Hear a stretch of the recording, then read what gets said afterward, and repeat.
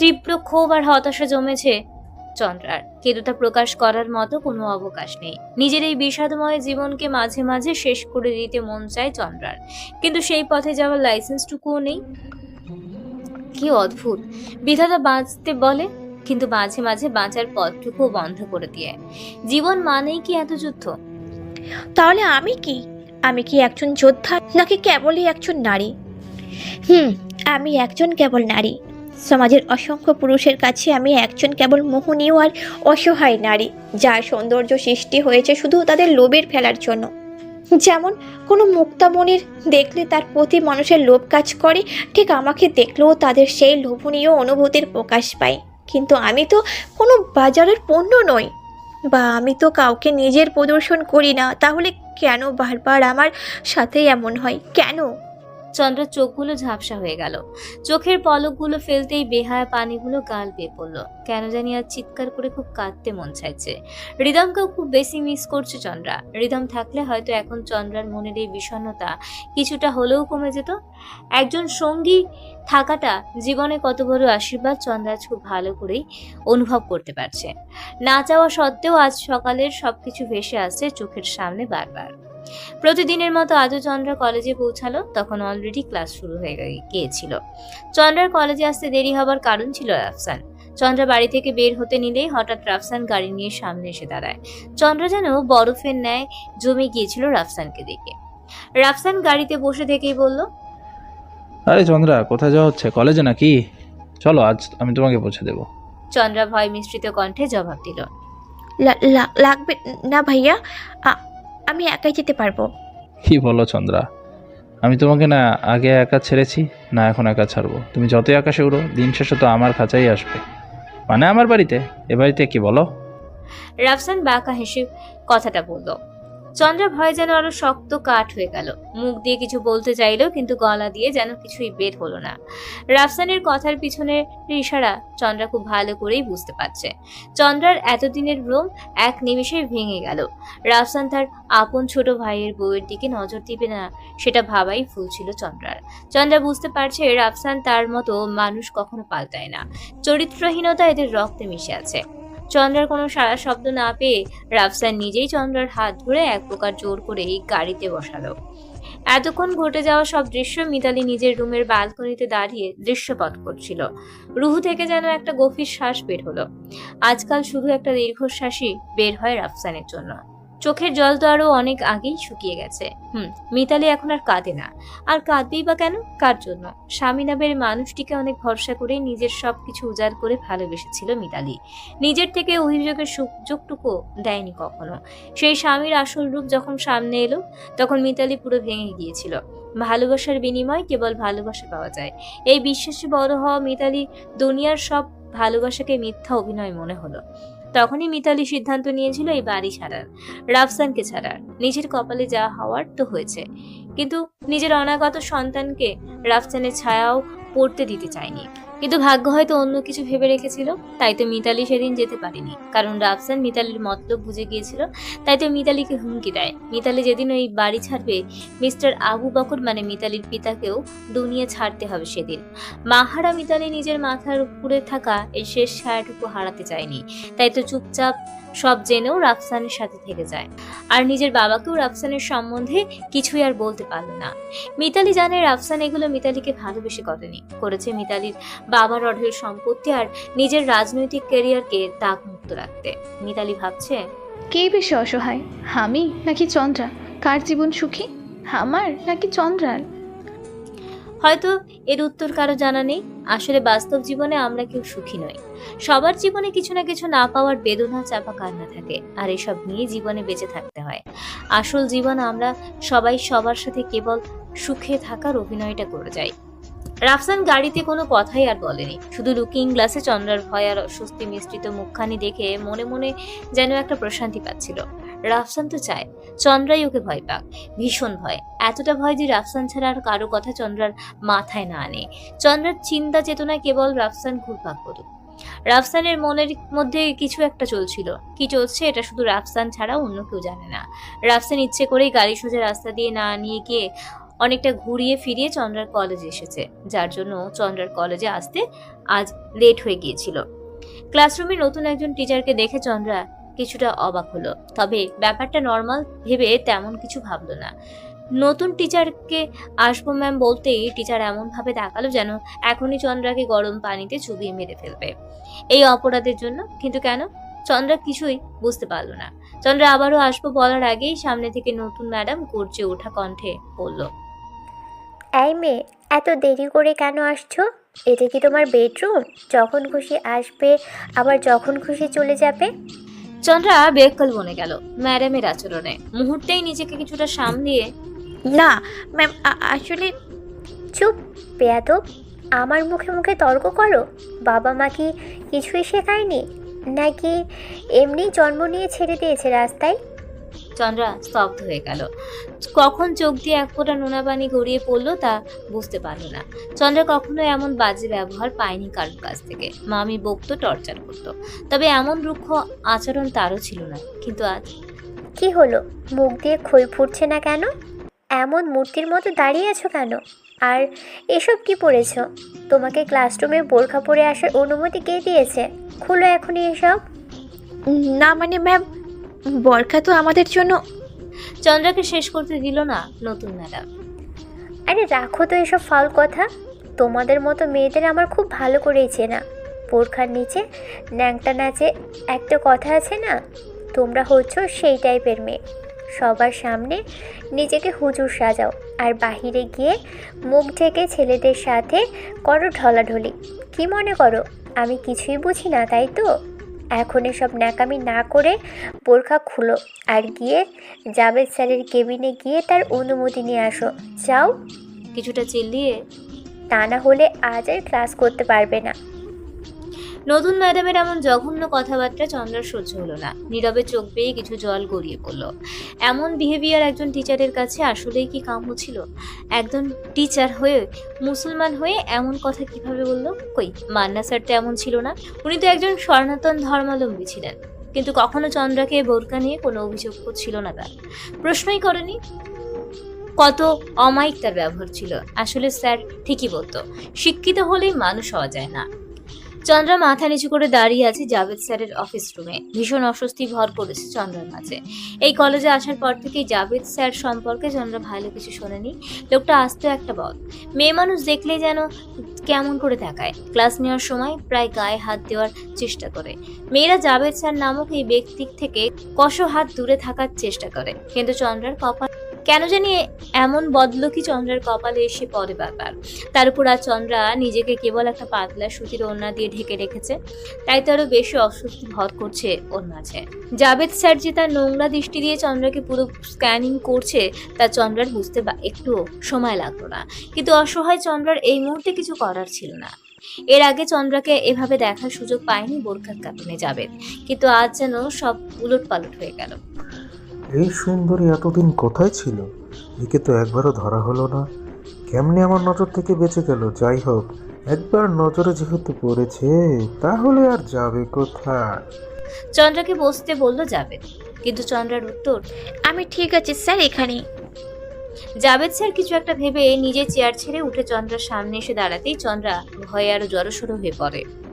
চন্দ্রার দিকে তাকিয়ে একটা মিষ্টি হাসি দিয়ে জাভেদ বলে, এত দেরি করে আসছো কেন কলেজে? বয়ফ্রেন্ড টাইপ কেস নাকি?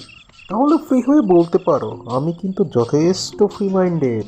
আর এখন বয়সই তো প্রেম টিম করে ঘুরে বেড়ানো। এখন এনজয় করবে না তো কখন করবে? চন্দ্রা নিজেকে কিছুটা শক্ত করে। এমন কিছু না স্যার, গাড়ি পেতে দেরি হয়ে গিয়েছিল আজ, এরপর আর এমন হবে না। তাই নাকি? ওকে যাও, আজ মাফ করে দিলাম প্রথমবার বলে। পরের বার কিন্তু মাপ পাবে হবে না, বুঝলে? বলেই জাভেদ চন্দ্রার কাঁধে হাত দিয়ে হালকা একটু চাপ দিল। চন্দ্রার অস্বস্তি এখন ঘৃণায় পরিণত হলো। নিজেকে ছাড়াতে চেষ্টা করলো, কিন্তু জাভেদের যেন ব্যাপারটা পছন্দ হলো না। তাই তো হাতটি কাঁধ থেকে আস্তে আস্তে নামিয়ে বাহুতে আরো জোরে চেপে ধরে বলল, কোনো সমস্যা চন্দ্রা থাকলে বলতে পারো। তোমার সব সমস্যা আমি চুটকি মেরে দূর করে দেব। শুধু তুমি আমার দিকে একটু খেয়াল রেখো। কি বলো? আরো কিছু বলতে নিবে তখনই পিয়ন এসে দরজা নক করলো। সাথে সাথেই জাবেদ চন্দ্রাকে ছেড়ে নিজের চেয়ারে বসে পিয়নকে ভেতরে আসতে বলল। কিছুটা গম্ভীর স্বরে চন্দ্রাকে উদ্দেশ্য করে বলল, তুমি এখনো এখানে দাঁড়িয়ে আছো কেন? ক্লাসে যাও, তোমার সাথে আমি পরে কথা বলবো। একদম চেঞ্জ মানে? এখানে যেন একটু আগে কিছুই হয়নি। ওনার মতো ভদ্র মানুষ আর কোথাও খুঁজে পাওয়া যাবে কিনা সন্দেহ। কি আজব মানুষ, কত ধরনের মুখোশ পরে থাকতে পারে এরা। এতটা নিচে নামার পরও এদের মধ্যে কি কোনো অনুতাপ বলতে কিছুই নেই? অনুতপ্ত শব্দটাই যেন বৃথা।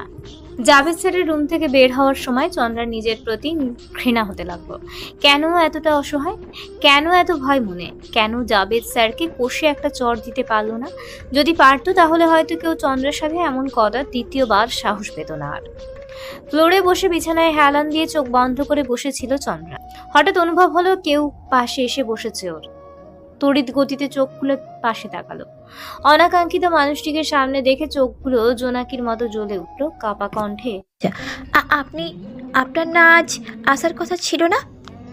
কাজ শেষ হয়ে গেছিল, তাই এসে পড়লাম। তোমার কি মন খারাপ চন্দ্রা? রিদম বারান্দায় লোহার গ্রিলগুলোর ফাঁক দিয়ে ভেসে আসা শূন্য তাকিয়ে জিজ্ঞেস করলো চন্দ্রাকে, কিন্তু একটিবারও চন্দ্রার দিকে তাকালো না। হয়তো তাকাবার প্রয়োজন মনে করলো না, কিন্তু না তাকিয়েও যেন এই লোকটি চন্দ্রার সব কষ্ট শুষে নিচ্ছে। তপ্ত রোদে শুকিয়ে যাওয়া প্রাণটা যেন এক বিন্দু বৃষ্টির ছোঁয়ায় জীবন্ত হয়ে আবারও ফিরে এলো এই মানুষটিকে দেখে। আপনাকে কে বলেছে? তেমন কিছুই না, আমি তো এমনি। সব কিছু মুখে বলতে হয় না চন্দ্রা, কিছু জিনিস অনুভূতিতে তীব্র আঘাত করে। অনেক দূরে থেকেও তখন বোঝা যায় কোথাও জ্বর বইছে, ভীষণ জ্বর, আর কারো হাজারো স্বপ্নে বুনা ঘরটি ভেঙে চুরমার হচ্ছে। আপনি এত সুন্দর করে কথা কিভাবে বলেন? রিদম মৃদু হাসল। এটা কোনো বড় কাজ না যা তুমি শিখতে পারবে না। একদিন তুমিও আমার থেকে সুন্দর করে কথা বলবে। তার জন্য অবশ্যই তোমাকে পড়তে হবে, অনেক কিছু জানতে হবে, নিজেকে সামলানো শিখতে হবে, আর বুঝতে হবে জীবনে কোনো কিছুই সহজে হাসিল করা যায় না। এর জন্য তোমাকে অবশ্যই ধৈর্য ধরে উপর আল্লাহর উপর ভরসা রাখতে হবে। ভাঙলে চলবে না চন্দ্রা, জীবনটাকে পজিটিভ নিতে শিখো, তাহলে জীবনের চলার পথও পরিবর্তন হবে। নিজের ভয়টাকে জয় করতে শিখো, তাহলে জীবনে বেঁচে থাকতে সহজ হবে। কিভাবে করব? আমি কি পারবো কখনো?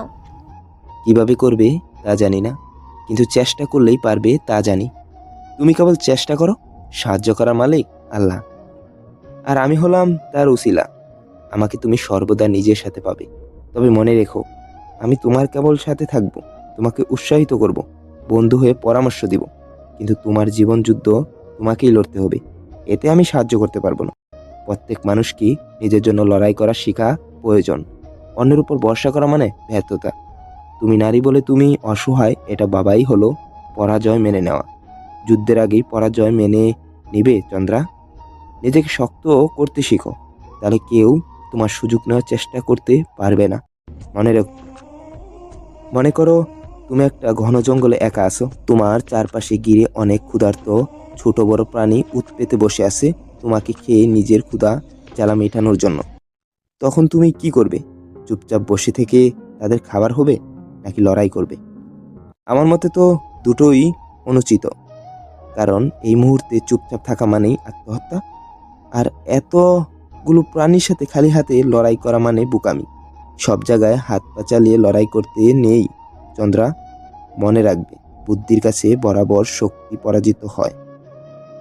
তাই তোমাকে শক্তিশালী না, বুদ্ধিমতী হতে হবে। তাহলেই দেখবে তোমাকে কেউ পরাজয় করতে পারবে না, তোমার জয় নিশ্চিত। রিদমের দৃষ্টির বাইরে থাকলেও চন্দ্রের শীতল দৃষ্টি ছিল রিদমের উপর। রিদমের কথাগুলোর মর্ম বোকা চন্দ্রা বুঝেছে কিনা কে জানে।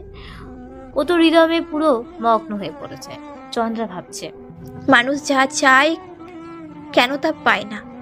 আমাকে নিয়ে কত পুরুষের মনের তীব্র আকাঙ্ক্ষা, কিন্তু এই মানুষটি মনের সীমানায়ও আমাকে ঢুকতে দিতে চায় না।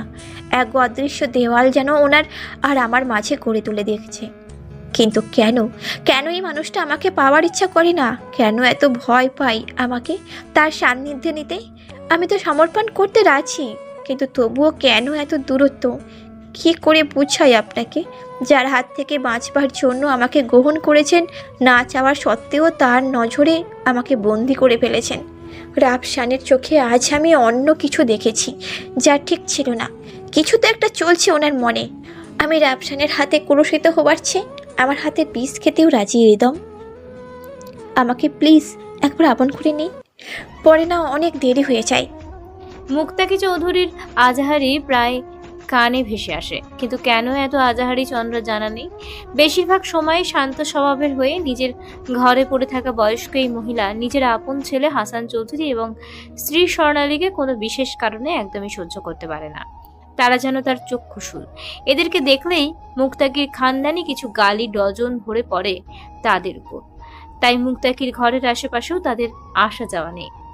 চন্দ্রের বাড়িতে আসার পর থেকেই মুক্তাকিকে নীরব ভূমিকায় থাকতে দেখেছে সব বিষয়। কয়েকবার চন্দ্রারও কথা হয়েছিল বয়স্ক এই মহিলার সাথে। তখনও একটিবারও মনে হয়নি মুক্তাকির মুখের ভাষা যে এতটা জঘন্য হবে। এমনি তো মুখ দিয়ে ফুল ঝরে, কিন্তু ওই বয়স্ক মহিলার রাগ উঠে যায় যখন, তখন বোঝা যায় এই বয়সও কতটা তেজে ভরপুর তার শরীর। কিন্তু শাশুড়ি মানে হৃদয়ের মা একদিন নিষেধাজ্ঞা জারি করলো চন্দ্রাকে সে ঘরে না যাওয়ার জন্য। চন্দ্রাও ব্যাপারটা বুঝলো না কেন এমন নিষেধাজ্ঞা, কিন্তু তিতলির মাধ্যমে কিছুটা জানতে পারলো মুক্তাকির সাথে ওর শাশুড়ির মনোমালিন্যের কথা। তিতলি হলেন মুক্তাকির সাহায্যকারী। বয়স একদম কম, চন্দ্রার থেকে 1-2 বছরের ছোট হবে। গায়ের রং ছিপছিপে কালো, হয়তো কোনো অন্ধকারে তিতলিকে রেখে দিলে খুঁজে পাওয়া বড় দায় হবে এমন অবস্থা।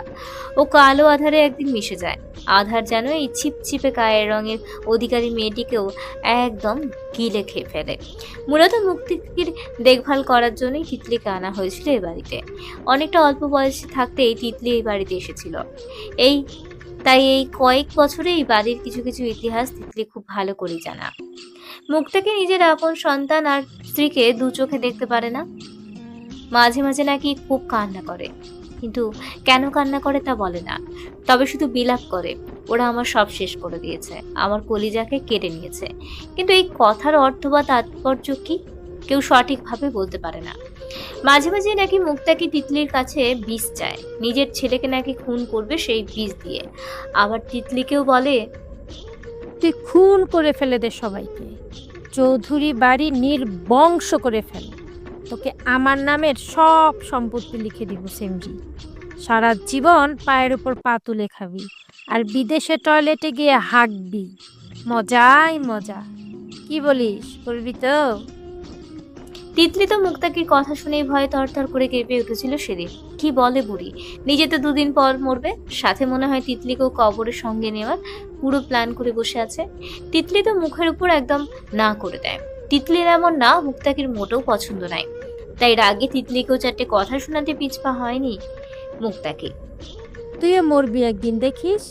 এবারই সব এক একটা কাল সাপ, ছবল তো একদিন তোকে দিবে, তখন মনে পড়বে এই বুড়ি দাদির কথা, মনে রাখিস।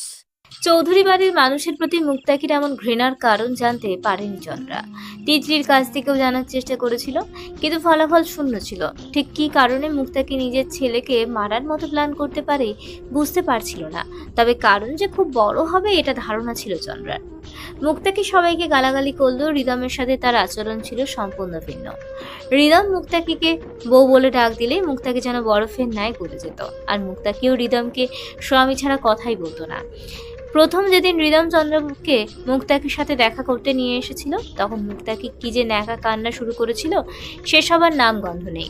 নাকের পানি আর চোখের পানি এক করে ফ্যাঁচ ফ্যাঁচ করে কাঁদতে কাঁদতে বিলাপ করে। তার স্বামী নাকি তার জন্য এই বয়সে সতীন নিয়ে আসছে। হায় আল্লাহ, আমার কি হবে এখন, এই সব বলে চন্দ্রা কিছু বুঝে উঠতে পারছিল না, হা হয়ে দেখা ছাড়া। আচ্ছা, এত বিলাপ করার কি আছে? চন্দ্রা বুঝে উঠতে পারছিল না, শুধু মনে মনে বলতে লাগলো, কয়েকদিন পর তো নাকি মাটিতে মিশে যাবে এমনি। এই বুড়ির নাকি এই বয়সে এখনো বউ হবার কত শখ, তাও আবার আমার স্বামীর। রিদম শুধু চেয়ে চেয়ে দেখছিল মুক্তাকির ঢং। একসময় আর সহ্য করতে না পেরে নিজের স্বভাবের বিপরীত এক ধমক দিয়ে বসে মুক্তাকিকে। রিদমের ধমক শুনে মুক্তাকি ফ্যাঁচ ফ্যাঁচ তো বন্ধ হয়ে যায়, তবে গাল ফুলিয়ে অভিমান করে বসে থাকে। রিদম মুক্তাকির এসব নাটক সম্পর্কে খুব ভালো করেই অবগত, তাই দাদির গাল দুটো টেনে বলে, why are you so cute? বলো তো, এই বয়সেও নিজেকে এত মেনটেন করে রাখো কিভাবে? তোমার সামনে তো এখনো জোয়ান জোয়ান মাইয়াও চিটপটাং হয়ে যাবে, আর তুমি কিনা এই পুচকি মেয়েকে নিয়ে এত ভয় পাচ্ছ কেন গো? আমার ভালোবাসার প্রতি কি ভরসা নাই? আমি তো তোমার, আর তোমারই থাকবো। তোমাকে নিয়ে একদিন সাগর দেশে পাড়ি দিব, মরলেও তোমাকে নিয়েই মরবো। তোমাকে একা ছাড়ার মতো রিস্ক একদমই নিব না। 5টা না 10টা না, একটা মাত্র বউ তুমি আমার। আমি কি তোমাকে ফেলতে পারি গো? মুক্তাকে মুখ ভেঙচি মেরে বলে। স্বামী, আমি আপনার একমাত্র বউ হলে এই বেটিটাকে। চন্দ্রা তো অবাক হয়ে একবার নিজের দিকে একবার মুক্তাকির দিকে তাকালো। ও বুঝে উঠতে পারছে না ওকে কেন কোন অ্যাঙ্গেল দিয়ে বেটি বেটি লাগছে। রিদম নিজের ঠোঁট দুটো প্রসারিত করে জবাব দিল।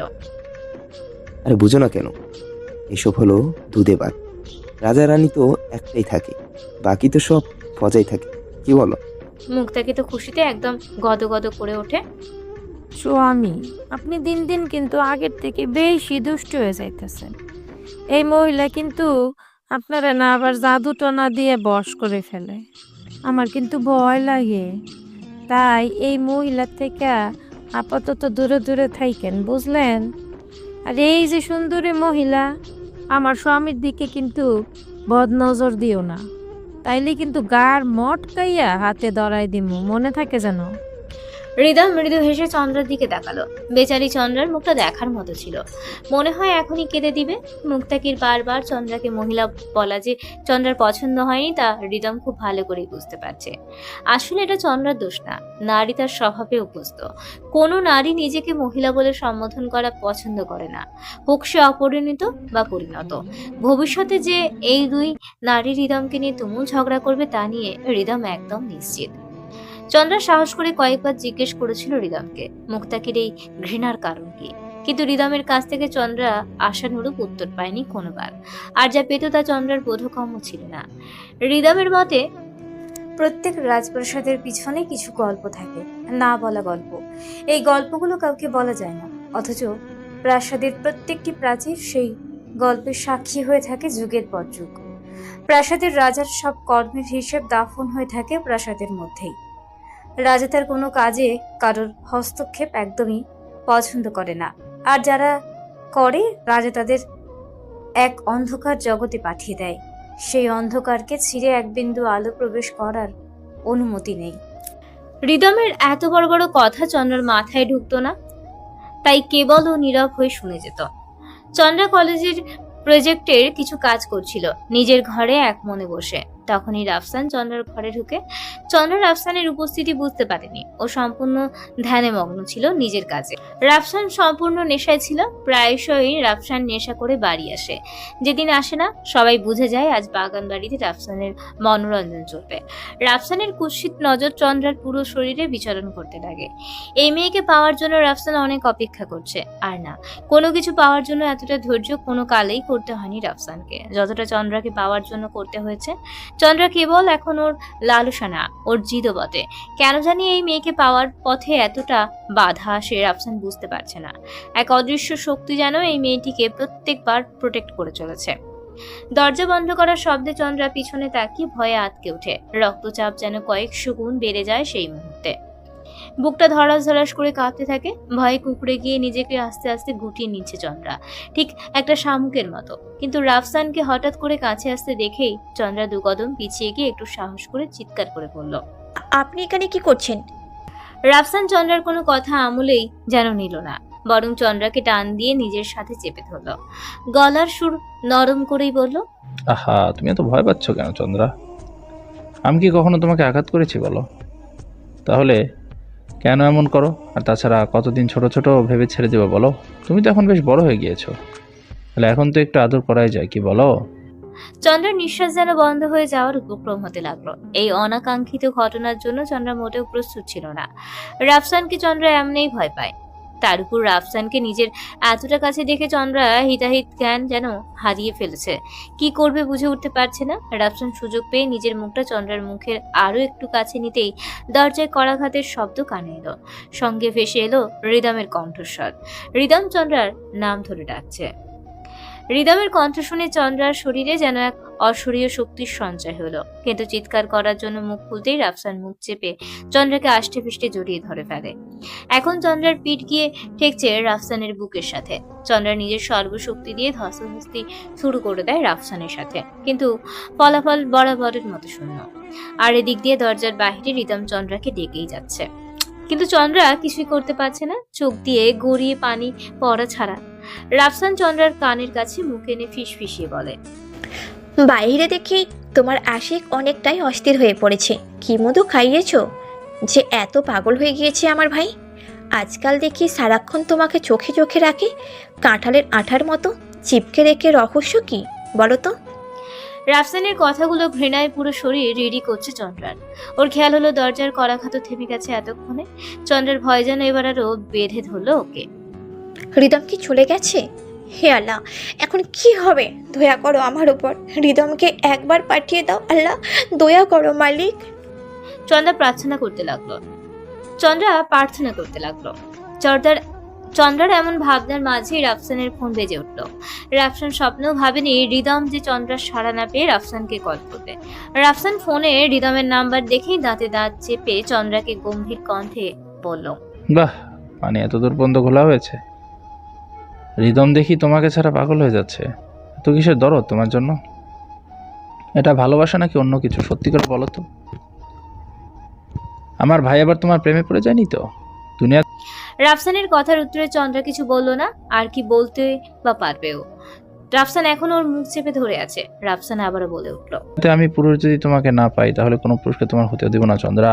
মনে রেখো আমার কথা। সে আমার ভাই হোক বা অন্য কেউ, আই সোয়ার আই কিলড হিম। রাফসানের এমন শীতল কণ্ঠের হুমকিতে চন্দ্রার পুরো শরীর কেঁপে উঠল। অতীতের রাফসান চন্দ্রার জন্য এর আগে অনেক খুন করেছে, তাই কাউকে খুন করা রাফসানের জন্য কোনো ব্যাপার না, তা চন্দ্রা জানে। তবে একটা মেয়ের জন্য রাফসান কি সত্যিই নিজের ভাইকেও ছাড় দিবে না? পৃথিবীতে কি সম্পর্কের মায়া আসলেই কমে গেছে? হঠাৎ আবারও দরজায় কড়াঘাতের শব্দ কানে ভেসে আসলো। তবে এবার রিদম চন্দ্রাকে নয়, রাফসানের নাম ধরে ডাকতে লাগলো। রাফসান চন্দ্রা দুজনেই যেন শক খেল। চন্দ্রা বুঝতে পারছে রিদম বুঝে গেছে রাফসান যে এই ঘরেই আছে। তার সাথে চন্দ্রার মুখে এক ফালি হাসি যেন বিস্তৃত হলো। আর রাফসান বুঝতে পারছে না রিদম এত চালাক কি করে হলো। রাফসান যখন এসব চিন্তায় মগ্ন ছিল তখনই চন্দ্রা সুযোগ পেয়ে রাফসানের বাম পায়ে জোরে আঘাত করে। আচানক হামলায় রাফসান সামলাতে না পেরে কুকিয়ে ওঠে ব্যথায়, আর চন্দ্রাকে ছেড়ে দেয়। চন্দ্রা ছাড়া পেয়ে দরজা খুলেই রিদমের বুকে ঝাঁপিয়ে পড়ে। আজ প্রথম চন্দ্রা আর রিদম এত কাছে আসার সুযোগ পেয়েছে। এখানে কোনো জড়তা নেই, শুধু আছে অপরিসীমা বিশ্বাস আর একে অপরের জন্য অনুভূতি। রিদম বাইরে ছিল। চন্দ্রাকে এভাবে দৌড়ে আসতে দেখেই রিদম বুঝে গেল যা ছাড়। ভীতু চন্দ্রার মাথায় নির্ভরতার হাত ভুলিয়ে দিতে আশ্বাস দিতে লাগলো রিদম। কারোর সাথে থাকার জন্য এটি প্রায়শই যথেষ্ট। তাদের স্পর্শ করার দরকার নেই, এমনকি কথাও বলি না। দুজনের মাঝে একটা অনুভূতি কেটে যায়, তুমি একা নও। ততক্ষণে অবশ্য হাসান চৌধুরী বাড়ির বাকি সদস্যদের ভিড় জমেছে চন্দ্রার রুমের বাইরে। রিদম ও চন্দ্রাকে শক্ত করে জড়িয়ে ধরে আছে, কারণ চন্দ্রা কাঁপছে। ক্রোধে রিদমের চোখ মুখ লাল হয়ে গেল। রাফসানকে নির্লজ্জের মতো চন্দ্রার রুম থেকে বের হতে দেখে রিদম মনে মনে ভাবতেই লাগলো অবশেষে ওর ধারণাটাই ঠিক হলো। এতবার ডাকার পরও যখন চন্দ্রার সাড়া পাওয়া গেল না, তখন রিদম ভেবেই নিয়েছিল কিছু তো একটা সমস্যা আছে, তা না হলে চন্দ্রা দরজা কেন খুলবে না? কিছুক্ষণ আগেও চন্দ্রার সাথে ফোনে কথা হয়েছিল, তাহলে চন্দ্রার এত তাড়াতাড়ি এত গভীর নিদ্রায় আচ্ছন্ন হওয়া অসম্ভব। আর ওয়াশরুমে এতক্ষণ থাকার কথা নয় চন্দ্রার। তখনই অনাকাঙ্ক্ষিত কোনো একটা ভয়ের কারণে মাথায় রিদমের একটা নামই ভেসে আসে, রাফসান। এই মেয়ে, এত নেকা কান্না করছো কেন? তোমাকে দেখে তো মনে হয় না রেপ টেপ করেছে। তাহলে এত সিগারেট করছো কেন এত রাতে? স্বর্ণালীর কথা শুনে রিদম মিতালি দুজনেই তাকালো। রিদম তো পারে না স্বর্ণালীর মুখটা ভেঙে দিবে, কিন্তু পারবে না, কারণ হাজার হলেও মা তো। মা নামের শব্দটি যে অনেকটাই ভারী। সামনে দাঁড়ানো মা নামের এই নারীটি যেমনই হোক, তবুও রিদম সম্মান করে নিজের মাকে, তাই কণ্ঠে কিছুটা শীতল করে বলল, এতটুকুই তো বাকি ছিল, নাকি এটা করলে তুমি খুব খুশি হতে? রিধম, স্বর্ণালী অনেকটা বাজখাই কণ্ঠে। চিৎকার করে লাভ নেই মা। তোমার বড় ছেলেকে বলে দিও আমার বউ থেকে দূরে থাকতে, না হলে আমি ভুলে যাব উনি যে আমার বড় ভাই। বাহ, আজকাল দেখছি বোবার মুখেও কথা ফুটেছে। তা কি এই মেয়ের সঙ্গদোষে বুঝি? দেওয়ালে পিঠ ঠেকে গেলে তো বেড়ালো বাঘ হয়ে যায়। আর আমি তো মানুষ, যুগ যুগ ধরে অত্যাচার সহ্য করে এবার হয়তো ঘুরে দাঁড়ানোর সময় হয়েছে।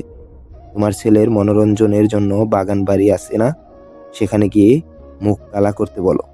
বাড়িটাকে অন্তত পতিতালয় বানিয়ে ফেলো না, যেখানে চাহিদার কাছে সম্পর্কটা ফিকে পড়ে যায়। কথাগুলো রিদম রাফসানের দিকে তাকিয়ে বলল। তখনই ভেতরের রুম থেকে মুক্তাকির চিৎকার চেঁচামেচি শোনা গেল। একটু আগে কি কি হয়েছে মিতালি সব গিয়ে বলেছে মুক্তাকিকে। মুক্তাকি এসব শুনেই ওর জঘন্যতম গালিগুলো ছুঁড়ে মারলো স্বর্ণালীর দিকে। এই মহিলাই তো সব নষ্টের মূল, বাড়িটারে পাড়া বানাইছে। আর এই হারামজাদার পোলাটাও কুত্তাটার মতো হইছে। আরে শরম লজ্জা কি তো গো মা ছেলের ভিতর নাই? বাইরের বউর দিকে নজর দেস, শয়তানের ঘরের হারামির বাচ্চা। তগো উপর আল্লাহর গজব করব দেখিস। আমি দোয়া পইরা ফু দিলাম, যা ফু ফু। স্বর্ণালী ক্রোধে ফেটে পড়ছে। বুড়িটা মরও না, কোনো একদিন আমি গলা টিপে মেরে ফেলবো। এই বলেই স্বর্ণালী নিজের কক্ষের দিকে ধূপধাপ পা ফেলে চলে গেল। রিদমের তীক্ষ্ণ দৃষ্টি এখনো রাফসানের উপর থেকে সরেনি। মনে হচ্ছে দুই ভাইয়ের মধ্যে চোখে চোখে কিছু কথা হচ্ছে, যা কেউ হয়তো বুঝতেও পারছে না। বলা হয়তো কিছুটা ভুল, একজনের নীরব দৃষ্টি মেপে নিচ্ছে সব ঘটনা। এই নারী সবসময়ের মতো আজও চুপ। নীরবতায় আচ্ছন্ন এক দেওয়াল যেন এই নারীকে ক্রাশ করে বের করতে পারে না। নীরবতা এক ধরনের অলংকার, যা মহিলাদের জন্য অত্যন্ত শোভনীয়। আর এই নারী তো নীরবতার এক পাহাড় দাঁড় করিয়ে রেখেছে। এই পাহাড় হয়তো ভাঙার সাধ্য কারণে। লোকে ঠিকই বলে পুরুষ মানেই লাজ লজ্জাহীন বস্তু। তাই তো রাফসান নামক পুরুষটির চোখে রিদম কোনো আত্মগ্লানি বা লজ্জার ছিটে ফোটাও দেখতে পেল না। বরং ভাবখানি এমন কিছুই হয়নি, আর চলে গেল নিজের শয়ন কক্ষে। কবি সত্যিই বলেছিল, স্ত্রীলোক দিকের উপর যেমন কঠিন শাসন, পুরুষের উপর তেমন কিছু নেই। কথায় কিছু হয় না, ভ্রষ্ট পুরুষের কোনো সামাজিক দ্বন্দ্ব নেই। একজন স্ত্রীর সতীত্ব সম্বন্ধে কোনো দোষ করিলে সে আর মুখ দেখাইতে পারে না। হয়তো আত্মীয় স্বজন তাকে বৃষ প্রদান করেন। আর একজন পুরুষ প্রকাশ্যে সেই সব কাজ করিয়া, রোশনাই করিয়া, জুড়ি হাঁকাইয়া রাত্রি শেষে পত্নীকে চরণ রেণু স্পর্শ করাইয়া আসেন। পত্নী পুলকিত হয়েন।